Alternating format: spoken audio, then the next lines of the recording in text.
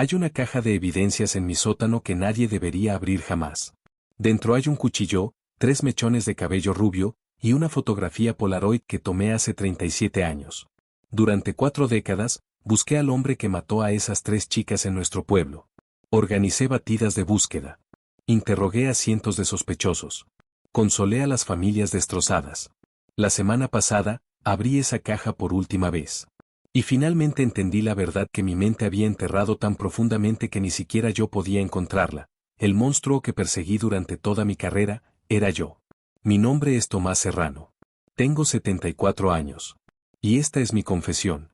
Crecí en Valdefrío, en la provincia de León. Un pueblo tan pequeño que todos conocían tu nombre antes de que aprendieras a pronunciarlo correctamente. Las montañas cantábricas a un lado, valles interminables al otro, y en el centro, 300 almas que creían en Dios, el trabajo duro y cuidar a los vecinos. Mi padre fue guardia civil antes que yo. Eduardo Serrano.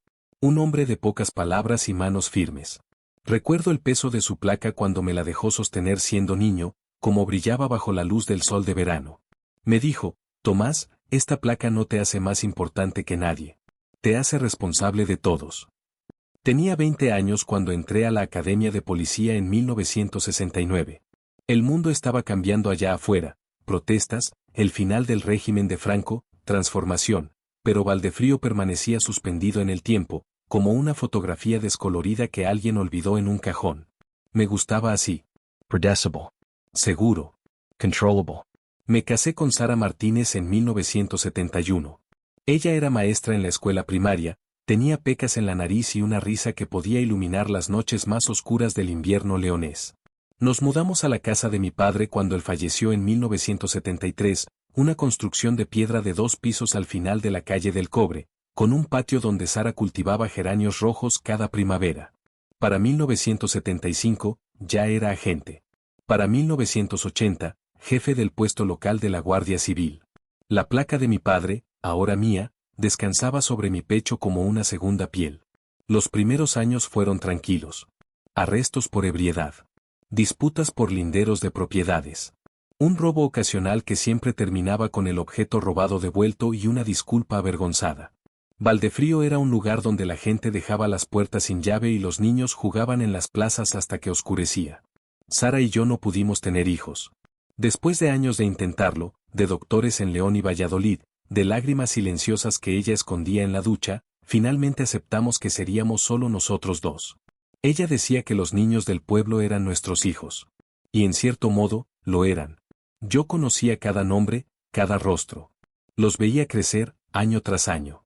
Eso hizo que lo que pasó después fuera aún más imperdonable. Septiembre de 1984. El otoño llegó temprano ese año.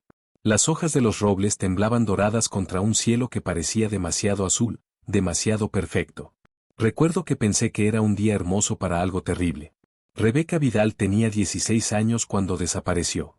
Su madre llamó al puesto de la Guardia Civil a las 11 de la noche. Rebeca había salido de la biblioteca a las 6 de la tarde. El camino a su casa era de solo 15 minutos a pie. Nunca llegó. Organizamos una búsqueda inmediatamente.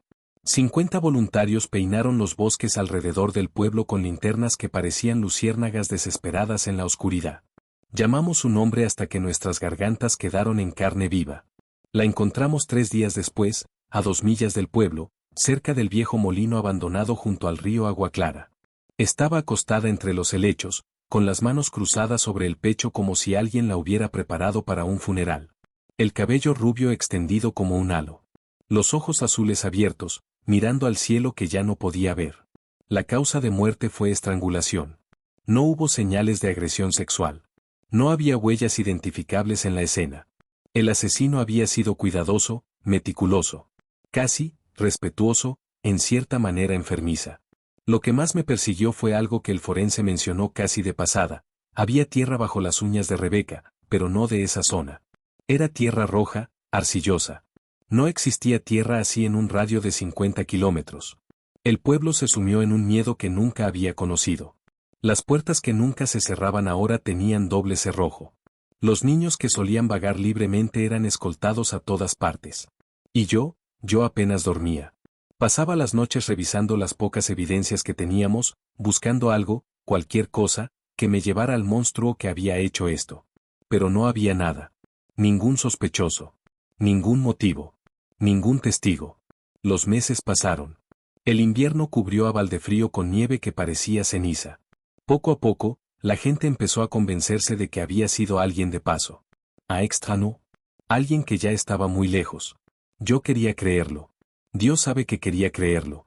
Entonces, en marzo de 1985, desapareció Julia Herrera.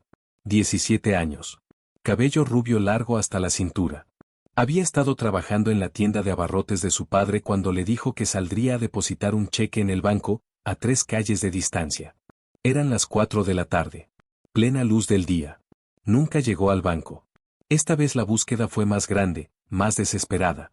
Trajimos perros rastreadores de León. Agentes de la Policía Nacional se unieron a la investigación. Revisamos cada granero, cada estructura abandonada, cada pozo y barranco en 80 kilómetros a la redonda. La encontramos una semana después. En el mismo lugar. El viejo molino junto al río Agua Clara. Acostada de la misma manera.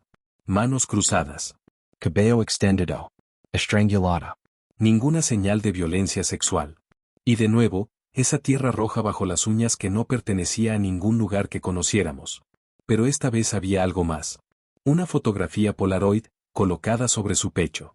En la imagen, Julia estaba viva, sonriendo ligeramente, de pie contra una pared de madera oscura que no pudimos identificar. Estaba usando la misma ropa que tenía cuando la encontramos. La foto había sido tomada después de su secuestro, probablemente horas antes de su muerte. El mensaje era claro. El asesino quería que supiéramos que había pasado tiempo con ellas.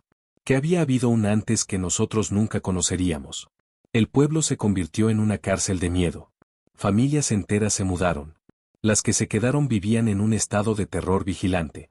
Y yo me convertí en algo diferente. Ya no era solo el jefe de la Guardia Civil. Era el cazador de un fantasma que podía ser cualquiera. Interrogué a todos los hombres adultos de la comarca. Revisé antecedentes de personas que habían pasado por el pueblo. Estudié casos similares en toda España.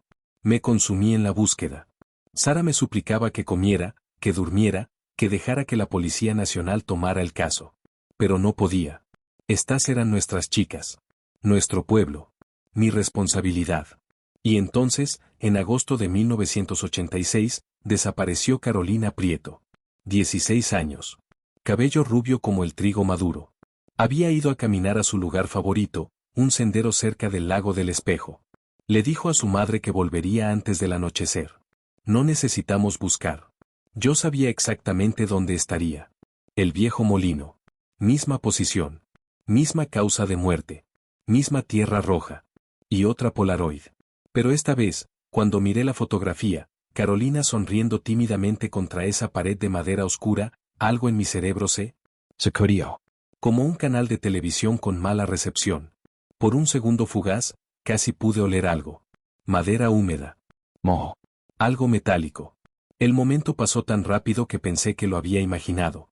La Policía Nacional finalmente se hizo cargo de la investigación. Clearing profiles. Trajeron especialistas. Teorizaron que era un asesino en serie que operaba en el norte de España, que Valdefrío era solo uno de sus territorios de caza. Pero yo no lo creía. Algo en mi instinto me decía que esto era local. Personal. Alguien que conocía cada rincón de este pueblo. Alguien a quien las chicas no habrían temido acercarse. Durante años continué investigando en mi tiempo libre, incluso cuando la Policía Nacional cerró oficialmente el caso en 1991 por falta de pistas. Guardé copias de toda la evidencia en mi sótano. Miraba esas fotografías Polaroid hasta que mis ojos ardían, tratando de descifrar algún detalle de ese fondo de madera oscura. Las familias nunca tuvieron cierre. Los casos permanecieron abiertos oficialmente, pero sin actividad. Congelados en el tiempo, como Valdefrío mismo. Me retiré en 2011, después de 42 años de servicio. Hubo una ceremonia. Apretones de mano. Palabras sobre dedicación y servicio. Pero todo lo que podía pensar era en 3 chicas que había fallado en proteger. 3 asesinatos que nunca resolví. Sara murió en 2016. Cáncer de páncreas. Rápido y cruel. En sus últimas semanas, me tomaba la mano y me decía, Tomás, tienes que dejar ir esto. Tienes que perdonarte. Pero ¿cómo podía hacerlo cuando ni siquiera sabía qué perdonar? Revelation Climatica, 25:00, 40:00. El mes pasado recibí una llamada del nuevo jefe de policía, Marco Vega. Un buen hombre, joven, con ideas frescas. Me dijo que estaban digitalizando archivos antiguos de casos sin resolver, y que habían encontrado algo en el caso de las 3 chicas. ¿Te acuerdas de esa tierra roja que encontraron bajo las uñas de las víctimas?, preguntó. Por supuesto que me acordaba. Había pasado años buscando ese tipo de suelo. Mandamos muestras a un laboratorio nuevo en Madrid que usa técnicas de análisis mineral más modernas. Identificaron la composición exacta. Es tierra de una veta de arcilla muy específica que solo existe en un lugar en 100 kilómetros a la redonda. Mi corazón se aceleró. ¿Dónde? En la antigua propiedad de los Serrano. Tu familia, Tomás. ¿Dónde vivía tu abuelo? Al norte del pueblo. ¿Todavía es de tu familia? El mundo se inclinó ligeramente.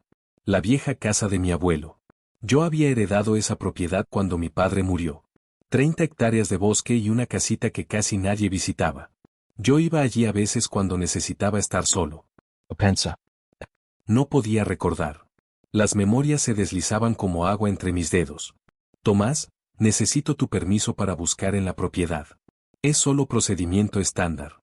Estoy seguro de que no es nada, pero tenemos que descartarlo.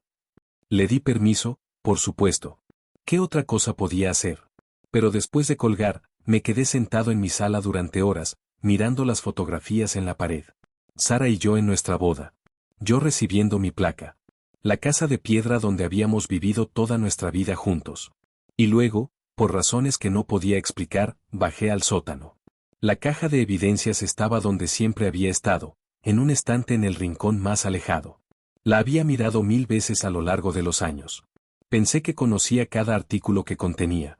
Pero esta vez, con manos temblorosas, saqué las fotografías Polaroid. Las 3. Rebecca Julia Carolina. Todas sonriendo suavemente contra esa pared de madera oscura. Y finalmente, después de 37 años, realmente miré el fondo. La madera era vieja, oscura por la humedad. Había una mancha en forma de media luna en la esquina superior derecha.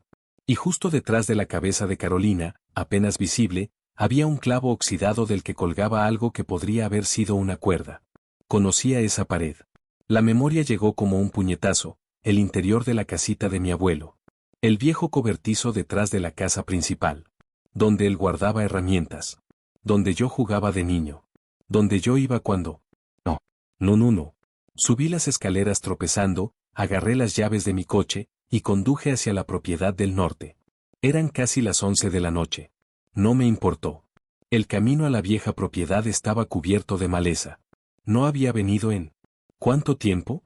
¿Meses? ¿Años? No podía recordar. Había grandes espacios en blanco en mi memoria, especialmente de los años 80. Siempre lo había atribuido al estrés, al trauma de las investigaciones. La casita apareció entre los árboles, iluminada por la luna llena. Se veía más pequeña de lo que recordaba. Más triste. El cobertizo estaba detrás, medio escondido por arbustos que habían crecido salvajes. La puerta estaba cerrada con candado. Un candado que no recordaba haber puesto. Mis manos encontraron la llave en mi llavero por puro instinto, como si mi cuerpo recordara lo que mi mente se negaba a admitir. Dentro olía a madera húmeda, moho y algo metálico que hizo que mi estómago se retorciera. Encendí mi linterna. La pared de madera estaba exactamente como en las fotografías. La mancha en media luna. El clavo con la cuerda. Cada detalle coincidía perfectamente. En el rincón había una caja de metal oxidado. La abrí. Dentro había un cuchillo de caza. Mechones de cabello rubio en 3 bolsas separadas de plástico. Y un diario. Mi diario. Con manos que no parecían mías, lo abría una página al azar. 15 de septiembre de 1984. Lo hice otra vez. No sé por qué. Veo a estas chicas y algo en mi mente se rompe. Es como si no fuera yo. Como si fuera mi padre, o el padre de mi padre, o todos los Serrano que vinieron antes. Rebeca era tan dulce. Tan confiada. Me preguntó si podía ayudarla a encontrar a su gato perdido. Por supuesto que dijo que sí cuando le pedí que viniera conmigo. ¿Por qué no confiaría en el jefe de la Guardia Civil? Después no puedo recordar los detalles. Es como si alguien más tomara el control. Cuando vuelvo en mí, está hecho. Y entonces la parte meticulosa de mí toma el control, el policía, el investigador, y borra las huellas. Coloca el cuerpo donde sé que lo encontraremos. Crea el misterio que yo mismo investigaré. ¿Es esto locura? ¿Es esto maldad? No lo sé. Solo sé que cuando veo el miedo en los ojos del pueblo, cuando los consuelo, cuando les prometo que encontraré al responsable, en esos momentos me siento real. Me siento necesario. Sara notó que perdí mi reloj. Le dije que debía haberlo dejado en la comisaría. Lo enterré junto al río, cerca de donde dejé a Rebeca. Evidencia. Siempre tengo mucho cuidado con la evidencia. Página tras página. 3 confesiones detalladas. Descripciones de cómo las había traído, dónde las había llevado, como algo en mi mente se apagaba durante los actos pero se encendía después para borrar las pistas. Cómo había plantado pistas falsas. Cómo había dirigido mal las investigaciones. Cómo había consolado a las familias mientras guardaba mechones del cabello de sus hijas en una caja en mi escondite secreto. La letra era mía. Los detalles que solo el asesino podría saber estaban todos ahí. Vomité en el suelo del cobertizo. Vomité hasta que no quedó nada más que bilis y horror. Cuando Marco y su equipo llegaron a la mañana siguiente para hacer la búsqueda oficial, yo estaba sentado en los escalones de la casita, con la caja de metal a mi lado. Tomás, dijo Marco, con preocupación en su rostro. ¿Qué estás haciendo aquí? Encontré tu evidencia, le dije. Mi voz sonaba muerta, hueca. Encontré todo. Han pasado 3 semanas desde esa noche. Estoy escribiendo esto desde mi casa, bajo arresto domiciliario mientras esperan los resultados de evaluaciones psiquiátricas. Marco fue amable al no ponerme en una celda inmediatamente. Supongo que 42 años de servicio cuentan para algo, incluso cuando descubres que esos años fueron una mentira. Los psiquiatras tienen un nombre para lo que tengo. Trastorno de identidad disociativo. Dicen que los traumas de la infancia pueden fragmentar la mente en compartimentos separados. Que diferentes partes pueden existir sin que las otras lo sepan. Después de encontrar el diario, más memorias han comenzado a filtrarse. Fragmentos. Imágenes. Sensaciones. Mi abuelo era un hombre cruel. Lo que me hizo en esa casita, en ese cobertizo, cuando yo era muy pequeño, mi mente lo enterró tan profundamente que dejó cicatrices que nunca supe que tenía. Creó grietas en mi psique. Espacios oscuros donde vivía algo que no era completamente yo. Mi padre nunca supo. O si lo supo, nunca habló de ello. Así era en esa época. Las cosas feas simplemente se ignoraban. Durante la mayor parte de mi vida, ese otro yo permanecía dormido. Pero algo en los años 80 lo despertó. Quizá fue el estrés de no poder darle hijos a Sara. Quizá fue asumir el rol de mi padre como jefe de policía. Quizá las fechas coincidían con algún aniversario enterrado que solo mi subconsciente recordaba. No lo sé. Honestamente, no sé si alguna vez lo sabré completamente. Lo que sí sé es esto: 3 chicas murieron. Rebecca Vidal. Julia Herrera. Carolina Prieto. Murieron porque algo roto dentro de mí se convirtió en algo monstruoso. Murieron porque yo era demasiado fragmentado para detenerme a mí mismo. Sus familias han sido informadas. La señora Vidal, que ahora tiene 82 años, lloró cuando Marco le dijo. No de alivio por finalmente saber la verdad, sino de traición. Le abrí mi casa, dijo. Lloré en su hombro. Le preparé café mientras buscaba al asesino de mi hija. Y era usted todo el tiempo. No hay palabras para ese tipo de traición. No hay disculpa que pueda comenzar a tocar los bordes de ese dolor. Los padres de Julia se mudaron hace años, tratando de escapar de los recuerdos. Marco los llamó. El padre colgó cuando escuchó mi nombre. La madre solo preguntó, ¿por qué? No tengo respuesta. Carolina Prieto tenía una hermana menor, Isabel, que ahora tiene 47 años. Ella vino a verme. Marco le advirtió que no lo hiciera, pero insistió. Se sentó frente a mí en mi sala, la misma sala donde Sara y yo habíamos celebrado Navidades, donde habíamos leído libros junto al fuego, donde habíamos construido una vida, y me miró con ojos que eran exactamente como los de Carolina. ¿La hizo sufrir?, preguntó. No, le dije, porque esa es una de las pocas cosas que el diario dejó clara. Fue rápido. Yo, la parte de mí que hizo esto, parecía casi cuidar de ellas después. De una manera enfermiza. Ella asintió lentamente. Durante 37 años he vivido con pesadillas sobre lo que pudo haberle pasado a mi hermana. Las cosas horribles que imaginé, me destruyeron. ¿Y ahora me dice que fue usted? El hombre que sostuvo a mi madre mientras lloraba. El hombre que prometió que nunca se rendiría. Lo siento, dije, aunque esas palabras son tan inadecuadas que casi son ofensivas. Hay una parte de mí que quiere matarlo ahora mismo, dijo en voz baja.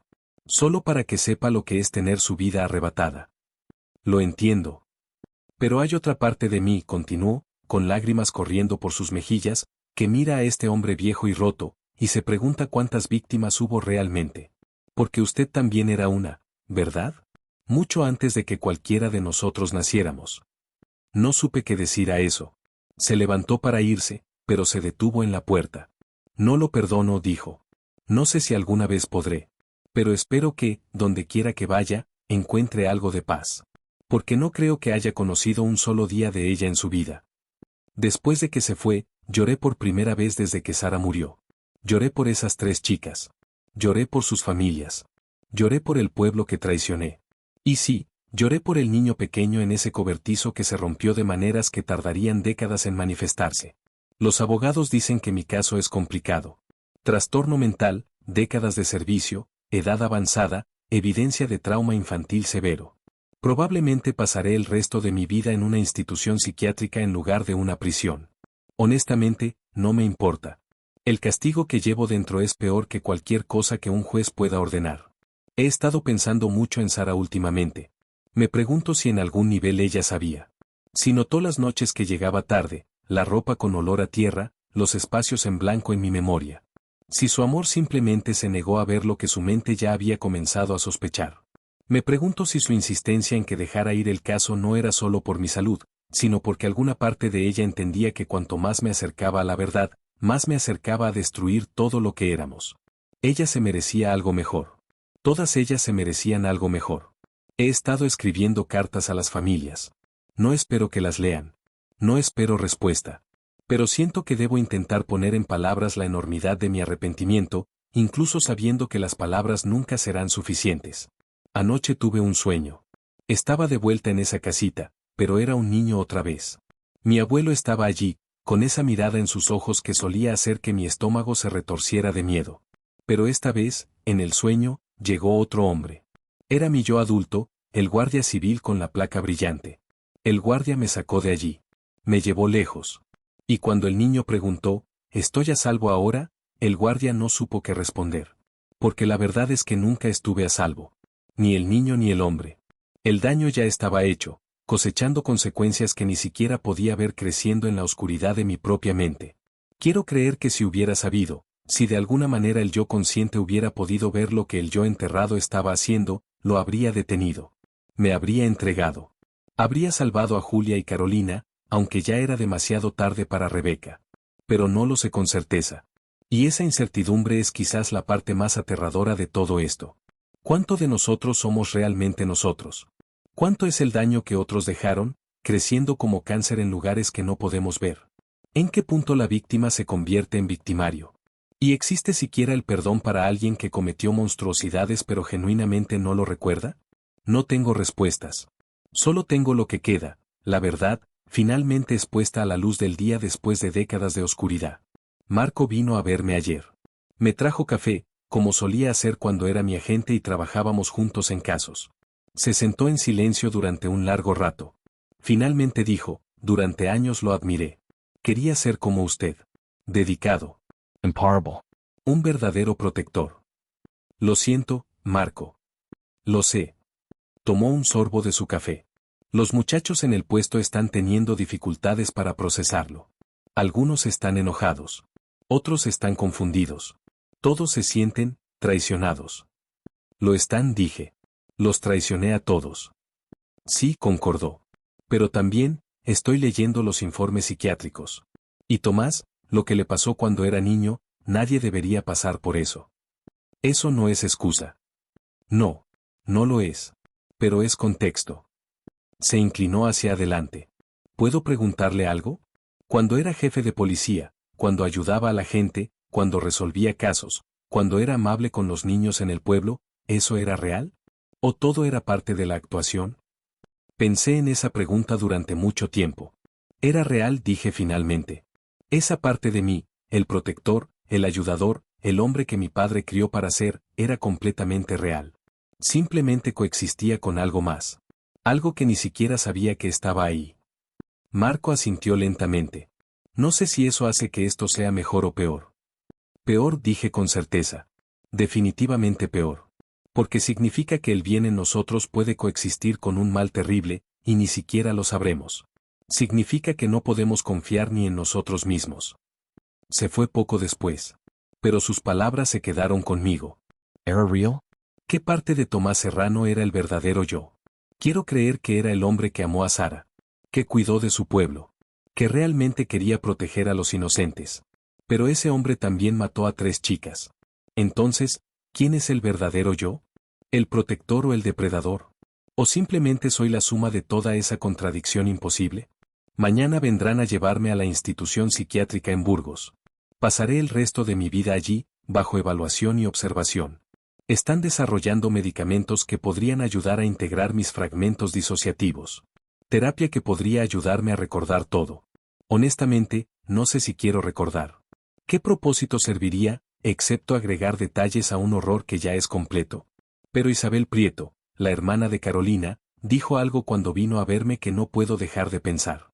Si comparte su historia, dijo, si es honesto sobre lo que pasó y por qué, tal vez pueda ayudar a otros.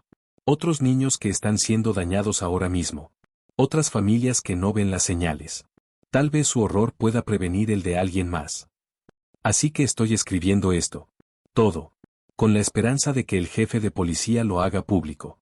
Con la esperanza de que alguien, en algún lugar, lo lea y piense, ese niño en mi vecindario que siempre parece asustado. Ese adulto que tiene espacios en blanco en su memoria. Esa persona que fue lastimada hace mucho tiempo y nunca recibió ayuda. El abuso infantil no siempre muere con la infancia. Vive en el cuerpo. En la mente. En lugares oscuros que ni siquiera sabemos que existen hasta que es demasiado tarde. Si hay una lección en mi historia, una sola cosa de redención que pueda salir de este horror, es esta: protejan a los niños. Todos los niños. Y cuando vean señales de daño, no miren hacia otro lado. No asuman que sanarán solos. No dejen que el silencio permita que el dolor se convierta en algo peor. Porque yo fui ese niño asustado. Y décadas después, 3 chicas inocentes pagaron el precio de un daño que nunca fue sanado. En mi testamento, he dejado todo lo que poseo, la casa, la propiedad, mis ahorros, dividido equitativamente entre las 3 familias. No es suficiente. Nada podría serlo. Pero es todo lo que tengo para dar. Esta noche, miro por la ventana hacia Valdefrío. El pueblo que amé. El pueblo que protegí. El pueblo que traicioné de la manera más profunda imaginable. Las luces se encienden en las casas mientras las familias se reúnen para la cena. Los niños juegan en plazas que ahora están vigiladas con más cuidado. La vida continúa, como siempre lo hace, adaptándose alrededor del trauma como un árbol que crece alrededor de una herida. Me pregunto cómo me recordarán. Probablemente no como el jefe de la Guardia Civil que sirvió durante 42 años. No como el hombre que ayudó a incontables personas. No como el esposo que amó fielmente a su esposa. Me recordarán como el monstruo que se escondía a plena vista. Como el asesino que investigó sus propios crímenes. Como la peor traición que este pueblo pacífico jamás conoció. Y tienen razón al hacerlo. Solo les pido una cosa: cuando cuenten mi historia, no olviden las de ellas. Rebeca Vidal, que quería ser veterinaria y que rescataba gatitos callejeros. Julia Herrera, que tocaba el piano en la iglesia todos los domingos y que tenía una risa que sonaba como campanas. Carolina Prieto, que soñaba con viajar por el mundo y que coleccionaba rocas de cada lugar que visitaba. Ellas no fueron solo víctimas. Fueron personas con sueños, con futuros, con todo por vivir. Yo les quité eso. No importa lo fragmentada que estuviera mi mente, no importa cuánto trauma infantil existiera en mi pasado, esa es la verdad innegable. Y con esa verdad, finalmente, después de 37 años de búsqueda, el caso está cerrado.